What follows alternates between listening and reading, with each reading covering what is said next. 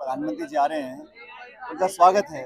लेकिन जनता समझ रही है कि उनके आने का, दौरे लगाने का बार-बार करने का उद्देश्य क्या है।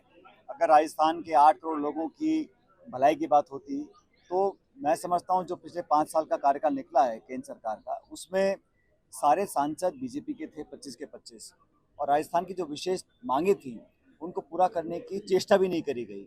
और अब पिछले 6-8 महीने में लगातार दौरे कर रहे हैं, और सब जानते हैं कि दौरे राजनीतिक ज़्यादा हैं और प्रशासनिक कम हैं।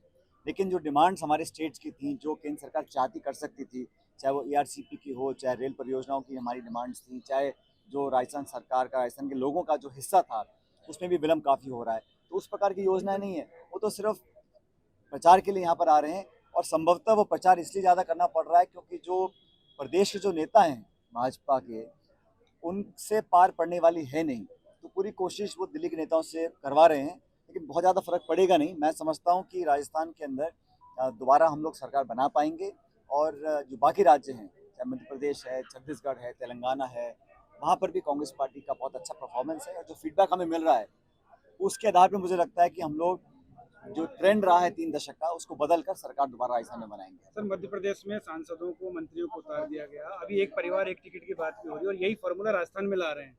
देखिए, भारतीय जनता पार्टी का क्या फॉर्मूला है, क्या रणनीति है, किसको टिकट दे रहे हैं, नहीं दे रहे हैं, किसका काट रहे हैं, वो उनका अंदरूनी मामला है।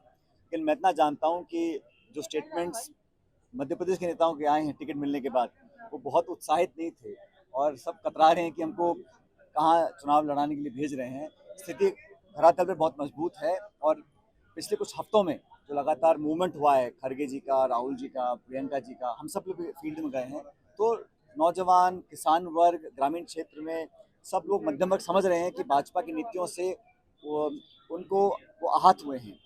आर्थिक जो अपॉर्चुनिटीज़ थी, संभावनाएं कम हुई हैं, रोजगार लग नहीं रहे हैं, महंगाई आसमान छू रही है, और लगातार जो ये प्रचार और भाषण और विवादित जो एक माहौल बनाने की कोशिश की जा रही है, उससे भी लोग त्रस्त हैं, वो पसंद नहीं कर रहा है। बेवजह हर चीज़ पर, मुद्दे पर कन्फ्यूजन क्रिएट करना, अफवाह पैदा करना, और नारे अब लोग सुन सुनकर थक गए हैं, नारे पुराने हो गए हैं। लोग विकास चाहते हैं। 10 साल का समय दिया है भाजपा की सरकार को, पूर्ण बहुमत की सरकार। हमारी सरकार कोलिशन सरकार थी, फिर भी हम लोगों ने नरेगा हो, गरीबी उन्मूलन हो, तमाम तरह की योजनाएं बनाई। केंद्र सरकार उस प्रकार का काम करने में असहाय रही है, और अब जनता थक चुकी है। और इसका जो शुरुआत होगी एनडीए और बीजेपी के पतन की, वो शुरुआत राजस्थान से होगी, मध्य प्रदेश से होगी, छत्तीसगढ़ से होगी। सर, कहते हैं कि राजस्थान की राजनीति में सरकार बनाने के लिए मेवाड़ से रास्ता निकलता है। मेवाड़ में दबदबा बीजेपी का है और आज ये हो रहा सब भी है। पुरानी बातें अब सब धूमिल हो चुकी हैं। ट्रेंड बदल रहे हैं। पहले कहते थे कि पश्चिमी राजस्थान में कांग्रेस मजबूत रहती है, ईस्ट में नहीं रहती है। पिछले चुनाव में हम लोग ईस्ट में अच्छा परफॉर्म किए, मेवाड़ मारवाड़ दोनों में अच्छा परफॉर्म किए। तो लगातार स्थिति बदलती रहती है। अब अनेक परिस्थितियां बदल रही हैं, लेकिन पब्लिक का जो मूड है, वो देश भर में, हमारा अलायंस जो इंडिया अलायंस हुआ है, उससे भी एक सकारात्मक चेंज लोगों के थॉट प्रोसेस में आया है। लोग समझ रहे हैं कौन मुद्दों की बात कर रहे हैं। राहुल गांधी जी ने जो बात कही है, जो यात्रा निकाली, भारत जोड़ो यात्रा, जो हम लोग जीते हैं हिमाचल प्रदेश में, कर्नाटक में, उससे एक बहुत सकारात्मक वातावरण पैदा हुआ है। उसका लाभ निश्चित रूप से हम लोगों को राजस्थान में मिलेगा। टिकटों को लेकर के सर पहले था कि बात कही जा रही कि सितंबर में कर देंगे, सितंबर बीत गया, डिले क्यों हो रहा है टिकटें? अभी तक कोई आपकी स्क्रीनिंग कमेटी नहीं? ऐसा नहीं, हमारी मीटिंग लगातार हो रही है, और ये बात बिल्कुल सच है कि जो टिकट आवंटन इस बार होगा, वो शुद्ध रूप से मेरिट पे है, और मेरिट पे होना भी चाहिए। ये तेरा मेरा करके कभी कभी विवाद पैदा होता है, उसको खत्म कर कर जो लोग धरातल पर हैं, जो जीतने की संभावनाएं रखते हैं, उस आधार पर टिकट डिस्ट्रीब्यूशन कांग्रेस पार्टी करेगी। और मुझे लगता है कि बहुत जल्द इस पर हम अंतिम निर्णय पार्टी लेगी। एआईसीसी और पीसीसी, लगातार चर्चाएं हो रही हैं। हमारे पर्यवेक्षक लगातार गांव में, ढाणियों में, कस्बों में जाके कांग्रेस कार्यकर्ताओं का फीडबैक ले रहे हैं, और सबसे बड़ी पूंजी हमारी हमारे कार्यकर्ता हैं। मैं बार बार इस बात को बोलता हूँ कि कार्यकर्ता अगर हमारे मजबूत रहेंगे, तो हमें जीतने में कोई दिक्कत नहीं आएगी। सर लेकिन जो क्राइटेरिया है टिकट के, उसको लेकर के अभी क्लैरिटी नहीं है क्राइटेरिया क्या? ये है कि हमें चुनाव जीतना है। क्राइटेरिया ये है कि जो उम्मीदवार जिताऊ है, उसको पार्टी सिंबल दी, वो जीत कर आएगा, और जिसको नहीं मिलेगा, वो उस उम्मीदवार का सपोर्ट करेगा। युवा एक सबसे बड़ा मुद्दा है, क्योंकि आपकी जो उदयपुर में चिंतन शिविर हुआ था, उसमें भी कहा था कि हम युवाओं को मौका देंगे। तो आप टिकट का जब फाइनल लिस्ट आएगी देखिएगा, तो जितने लोगों को हमने पिछली बार मौका दिया था युवाओं को, उससे ज़्यादा हम लोग देंगे।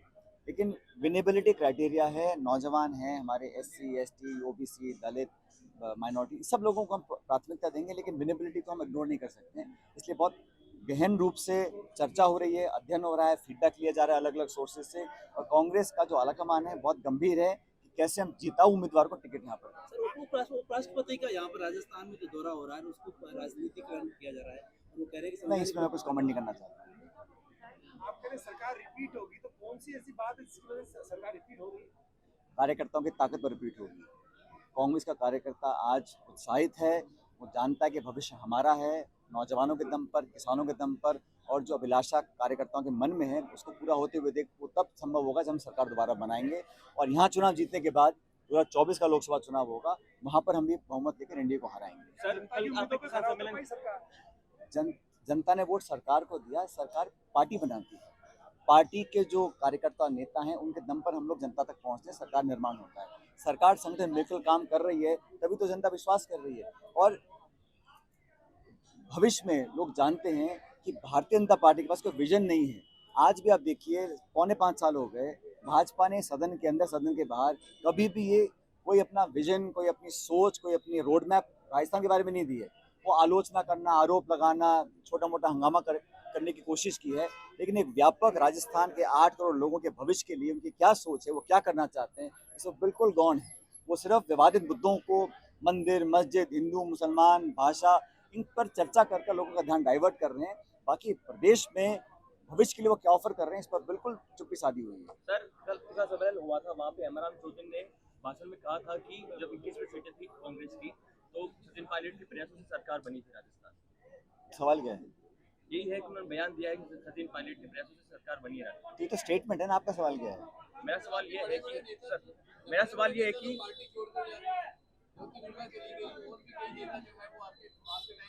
देखो, ऐसा नहीं है। देखो, चुनाव का समय है, कुछ लोग पार्टी छोड़ेंगे, कुछ ज्वाइन भी करेंगे, ये व्यक्ति का निर्णय होता है। सही है गलत निर्णय जनता तय करेगी, मैं इस पर बोलना नहीं चाहता हूँ। लेकिन कांग्रेस पार्टी पहले से ज़्यादा मजबूत है, कांग्रेस पार्टी कार्यकर्ताओं को साध रही है, और कहीं छोटा मोटा अगर अपने आप को हमको कोर्स करेक्शन करना भी है, उसका लगातार कर रहे हैं। राहुल जी व्यक्तिगत रूप से राजस्थान पर पूरा ध्यान केंद्रित है उनका, उनके दोबारा दौरे यहाँ पर चालू होंगे, तो पार्टी मजबूत है और जीतने की स्थिति में। देखिए, इंडिया अलायंस हमारा राष्ट्रीय गठबंधन है, लेकिन राजस्थान में हमेशा चुनाव दोनों पार्टी के बीच में होता है, भाजपा और कांग्रेस। मैं मानता हूँ कांग्रेस मजबूत इतनी है कि अपने दम पर पूर्ण बहुमत की सरकार बना सकती है। ठीक है।